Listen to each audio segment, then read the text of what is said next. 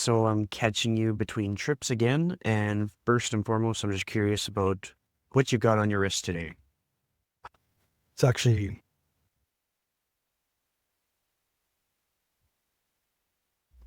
so this, in my opinion, and I know it's going to sound pretentious, is one of the best wearing watches, and that is the Patek 5711 Nautilus.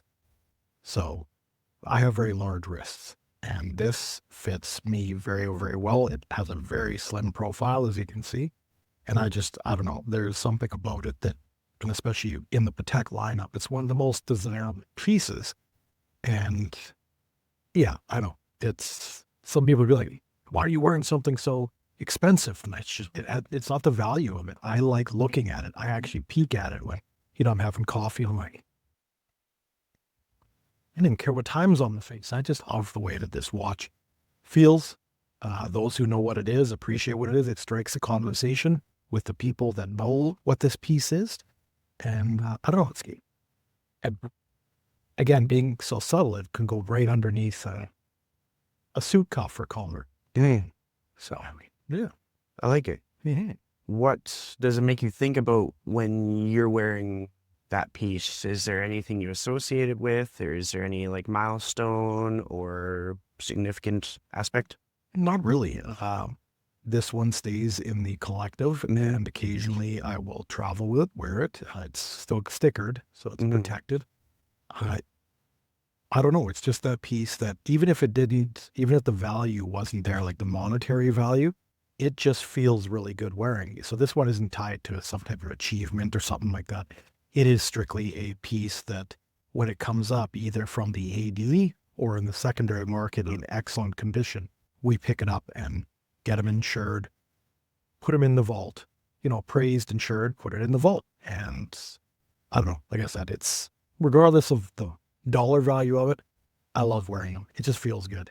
And you feel like a man if you're wearing something like that. And it's fairly waterproof. Not that I never go in the water, but it's, What would you say are some of the biggest mistakes people make when it comes to holding watches? So let's say they are getting into acquiring watches, maybe it's a collective of people, but there's just one thing that they're missing when it comes to making it provide the most return for them.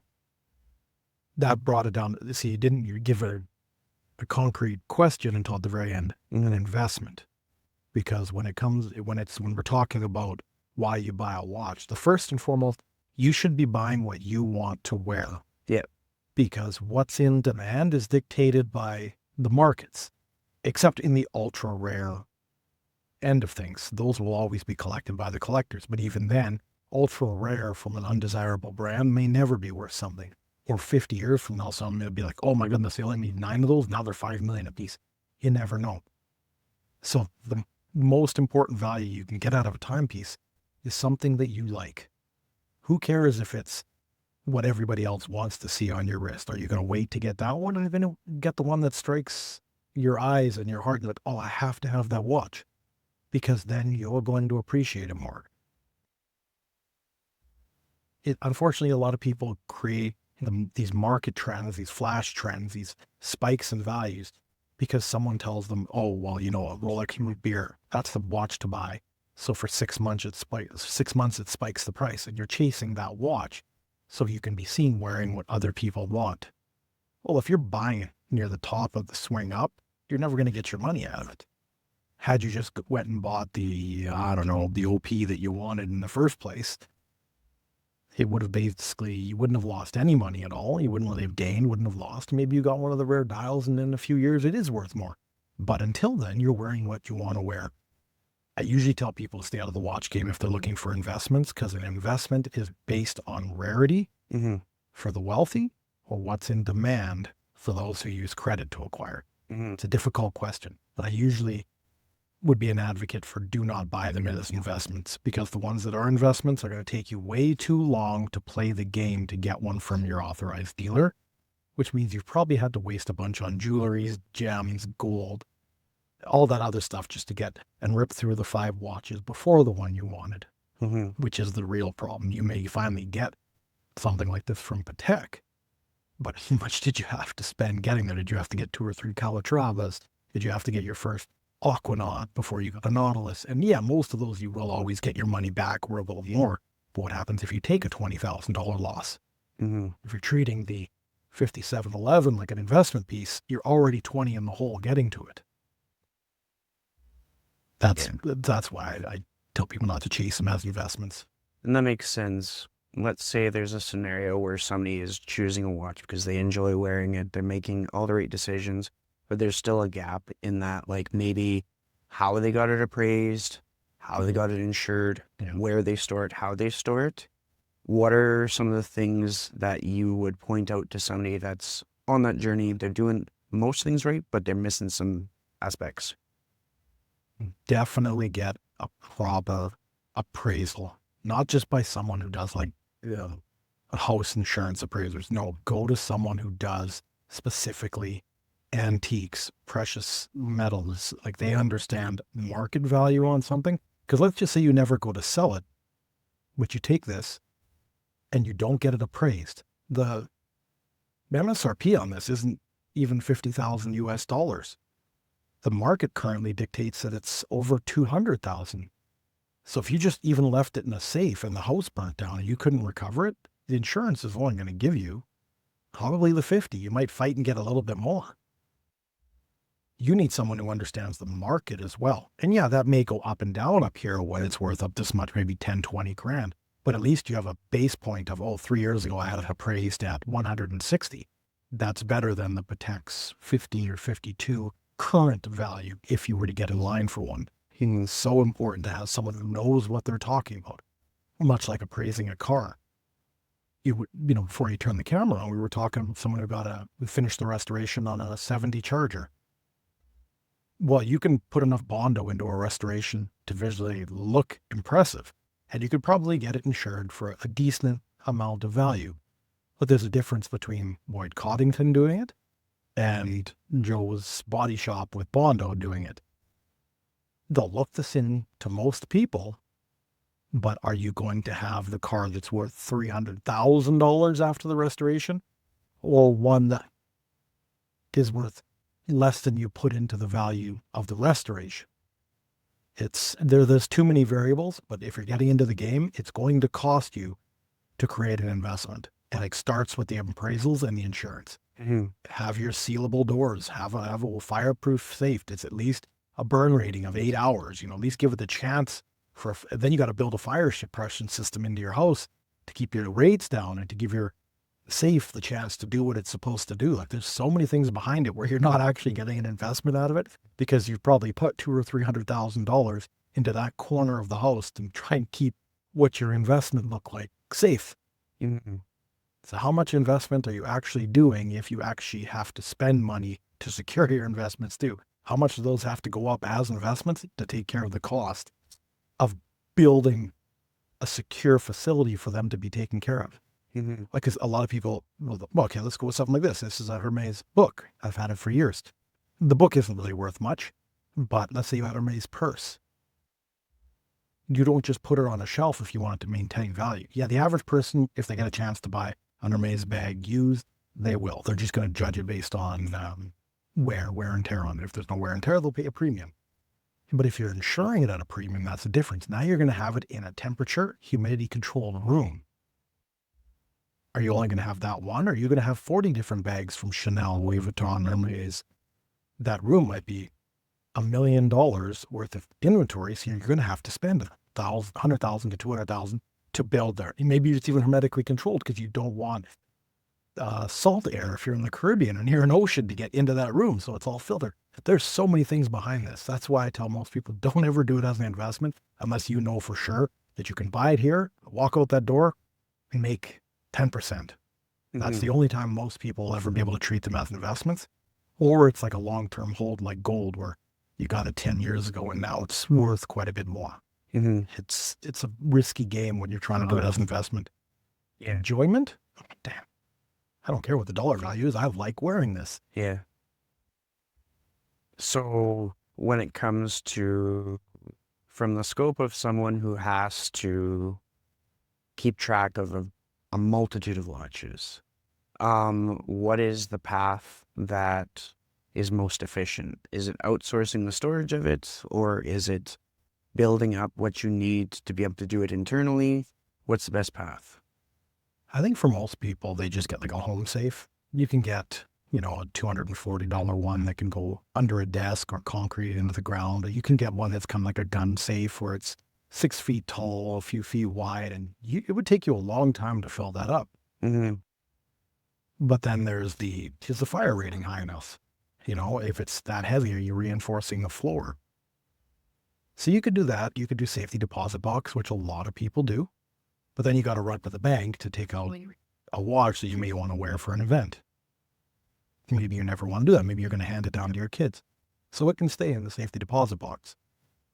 When you start playing a game at the level of these are assets with equitable value, you either have to build or rent a very secure facility because it's a vault at that point.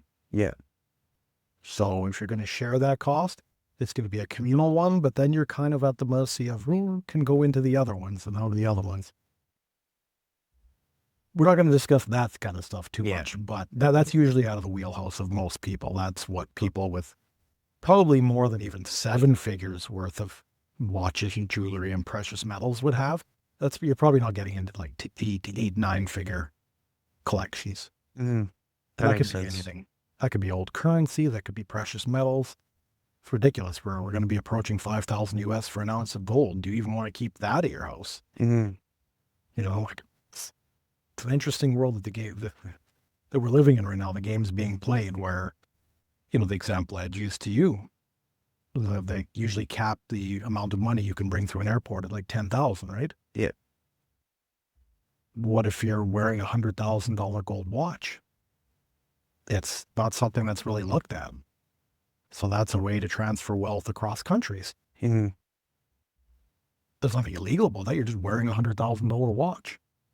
So how people look at a timepiece, maybe they're not looking at it from the equitable asset that it could be. There's way too many variables. Yeah, that makes sense. And that $60 smartwatch on Amazon is still the best choice to tell time. Yep. So then in terms of kind of places where watches pop up, and the example I'm going to use is like Alberta, from what I've noticed, has a lot of like auctions. Like people will buy beyond their means and then they end up foreclosing, or there's like an estate sale. When I'm looking at different auction sites, sometimes there's some that are packed full of jewelry. Mm-hmm. But do you find that market is almost like inflated, where what it's selling for isn't in line with the valuation? You can take that one step forward. The moment they started having those storage wars shows 10, 12 years ago, the value on junk has gone through the roof. Like, I knew a bunch of pawn brokers and stuff like that they're the ones who used to buy those units and take the risk that there was or wasn't something in there. And you actually couldn't open them before. You had to buy them as sealed units, and they turned it into the show by giving you a brief look, and you had to, I'm an expert on furniture. I'm an expert on clocks. It turned it into content so that everybody else just started, well, I'm going to do that. And it drove the price of that stuff. Kind of like the Rolex boom from 2021 forward. That was a bunch of broke people trying to make money, and they drove up the Rolex market. Mm-hmm. I mean, I've got a piece here that maybe we'll show you right away, that the broke people don't affect that market because it's not something you can have in with most people's available credit. Mm-hmm. Whereas a lot of people will go get a $10,000 or $20,000 line of credit to buy from that estate auction or whatever. I'm not sure if that's where you were going with it, but I know a lot of situations that has been very lucrative, because what looks like just old junk furniture or paintings or whatever, yeah, even if you're paying $50,000, $60,000, $100,000 to empty that house out, you just hit that one painting that's $80,000. Or when reclaimed furniture was a big thing, you'd have a living room set that some multiverse needs. Then like, oh, I'm looking for that for years, and that itself could have been $50,000. And then if you find, I've seen many cases within our groups where, going through this person's house, they found a dozen vintage watches of various brands that don't even exist anymore, which means that if they got enough of a following, now these pieces that were $80 60 years ago, which was a lot of money back then, they're now $600,000. And the whole house was bought for, auction price 250, 300 kind of thing. So auctions are a great place, but you better know your stuff. Yeah. I guess it would be very similar to me being able to look through the fitness category of fitness equipment, and I can kind of gauge what's good and what's not as good. But you have to have a pulse on the market. So I guess I would just leave it up to somebody who knows watches to be able to have a pulse on that market, if that makes sense. Exactly. Sweet. Thank you very much. No worries. Yeah. Just because it looks good on a TV show or you heard someone else made money there does not mean it's easy. Mm-hmm. The TV show makes money. No one makes money anymore on what's inside it. Yep. Makes sense. So you alluded to another piece, so I'm curious to know more about that one. Well, I know we've shown a lot of Rolexes on your channel, just because that's basically the staple of what everybody does trade or hold for equity right now. I'm going to test you a little bit. Okay. Do you remember how to identify what the metal is? There's something in like the code, right? Or like the serial or the... Everything has a reference number. Yeah, and that's basically the code for that line. 5711-1A means a very specific Nautilus. This one, and you're pretty new to things, so if you don't know what it is reference number 116595 RBOW. Does that mean anything? Well, I don't have a good answer for you. So going back to how you identify what metal it is, the last number in the numeric portion of it was a 5. So that means it's a rose gold. RBOW denotes rainbow, which means it is a gem set, sapphires. Maybe your audience knows already. It's a graduated gem set, carefully curated. From what I'm told, it could take as long as like 14 or 15 months to put together all the gems to go on the bezel to be a perfect graduation of colors all the way around. So this is the Rainbow Daytona in rose gold. Oh, yeah, that's quite the piece. that is pretty. And what's amazing is that the white and yellow gold versions of this were first available in 2012. Yeah. And nobody wanted them. They were like, why would I want god-awful rainbow-colored gems in a watch? I just wanted to tell time. And it's hard enough to get a Daytona, but why would I want to put all of that on? I want a classic stainless steel or white gold Daytona kind of thing. And this came out and they were having a hard time. The secondary market didn't really exist for these. Back then, you could have this watch for like $48,000 to $50,000 in 2012 US. Then in 2018, they released the rose gold model. And you'll notice, so that you got the gem set of the sapphires around it. You got the sticks, you got the gold dial, and then you got diamonds inset. There's actually one more level above this where it's called the pave dial. So it's all diamonds on the dial. Exactly, like a completely like white out dial of diamonds.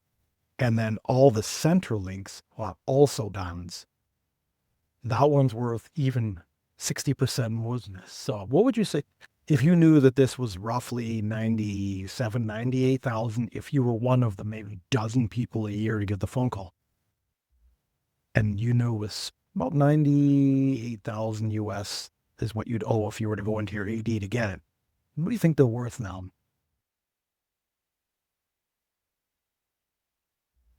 I know it's difficult to judge because I've also told you that no one wanted them when they first came out. Yeah. If I had to guess, I would think that the worth was multiplied by something like 3 to 4 times. Well, that's very close. So shouldn't oil this up, so I'll kind of keep it like this. The current market, I checked like last month, is for this model right around that 450, 460,000 mark. So yeah, it's 5 times. If you have the full diamond set one, you're closer to about 700,000 for a watch that nobody wanted when they originally came out. And to me, that's the kind of thing that goes back to, are you collecting because of what's in demand, or are you collecting it because it will have value later on? Back then, gold was only, wow, don't quote me on this, but even back in 2012, I'm pretty sure gold was only 1,300 an ounce. It's 45 today, so the value there, you're almost 400% just in gold value. It's a solid gold 18 karat with diamonds and sapphires and such. So yeah, it's quite the, you never know that it's going to go that high, and maybe one day no one wants them anymore. But as of right now, the market for something like that is incredibly strong. The yellow and white gold versions are worth slightly less. And like I said, if you get the full, I think it's just too much. I've seen them, I've held them. There may be one in the collective, but I'm not at liberty to discuss. I think it's a bit too much. It looks like a rap video to me, and that's not something I can appreciate the value, but I don't like. It's an old word, but bling. I do not care. You know, so something like that is quite interesting. And I mean, for some more nerd talk, that is the typical Daytona, tried and true, reliable caliber 4130, if anyone cares about that kind of stuff. But I don't. They're probably just going online being, what the hell is that? Because I've never even heard that of that watch.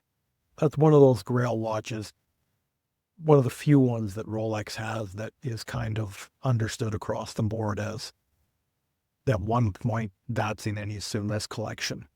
But you could take 20, 30 years to ever get there. Yeah. That leaves me a lot to think about. Are there any other things that the people might appreciate hearing from you today? Goodbye. So I stopped talking. Yeah. Some people call me obnoxious. I'm okay with that. It's a little warmer today, which is kind of nice. But every time I come back here, I'm reminded why I leave in winter. So still love my city, but it's not always easy to come back when it's 30 degrees somewhere else and, minus 30 here. And I think the knowledge that they'll gain from everything that we discuss will probably help them to carve out their path to have some flexibility with weather too, hopefully. I hope so. And I want people to understand that there's so much in the middle of what we're discussing. Yep. You are starting along this journey of not, yes, your watches, timepieces, but like we said, there's a $29.95 special on Amazon that will work just fine and probably better if you want to track your heart rate, your diet, all that kind of stuff. It's a very useful tool. Are you talking about timepieces? Are you talking about watches? Are you talking about precious metal commodity?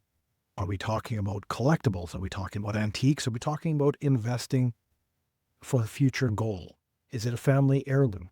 I want people to understand that, okay, I bring this out, and at some points it's gotten as high as $1 million. I'm starting to use words like gotten. And need some sleep or more coffee. Yeah. But I want people to understand that they can play anywhere along that line, but get educated first. Yep. The worst thing that I've seen is, and it's of their own doing, but they got caught up in the hype, is going and paying. Let's go back to that root beer we were talking about. In a previous video, I had showed you there was one in the case that I'd brought out. Yep. That is a $13,400 watch from your AD in US. The new 2026 price is $13,800. During that big spike 2-3 years ago, people were paying $21,000 in the secondary. This is all US. And people let themselves believe that because it was going up in value as a trend, that they convinced themselves that they wanted it because it's got value. I need to be seen having that. And I've met so many people that have a watch like that they paid 18, 19, 20 US for, and they realize they don't even like it because the hype's gone. And now the best they can do is hopefully recover 60% of their money. Mm. And it's not getting any easier to live right now with expenses. So the education of hype versus value really needs to be understood. This is a really big problem in the world because the hyping of gold is what's driving the market up, not because it's going to replace a currency. That's just things that are said every time the people that own the gold want the people that don't have the gold to think. Yeah. They said that in the 90s. They said that the currency was going to collapse in the 90s. They said currency had collapsed in 08, 09, 14, 15 during the resource crisis, and during the pandemic. Better buy gold, you better buy gold because our currency is going to collapse. You need to save yourself. I just happen to have some gold to sell you. Yeah. Broke people remain broke because they do things based on emotion and fear. Yep. When we did our podcast months ago, the first thing you said was, I've learned to take emotion out of my financial decisions. And that was the biggest thing that I hope people took out of when we did that. Yeah, there is no emotion. Here's the math. Yep. Why add anything else to it? Because you're going to make a bad decision. FOMO is strictly emotion. Fear of missing out. Fear is an emotion. It's not called MOMO, the math of missing out. I'd be interesting though. Momo. Yeah, exactly. So anyways, we can conclude this here. Looking forward to doing it again. I do have to take off here in a couple days. We'll see what we can bring by next time. Maybe it'll be something just basic. Yeah. No, I love it. Thanks again. Right on, Bruce.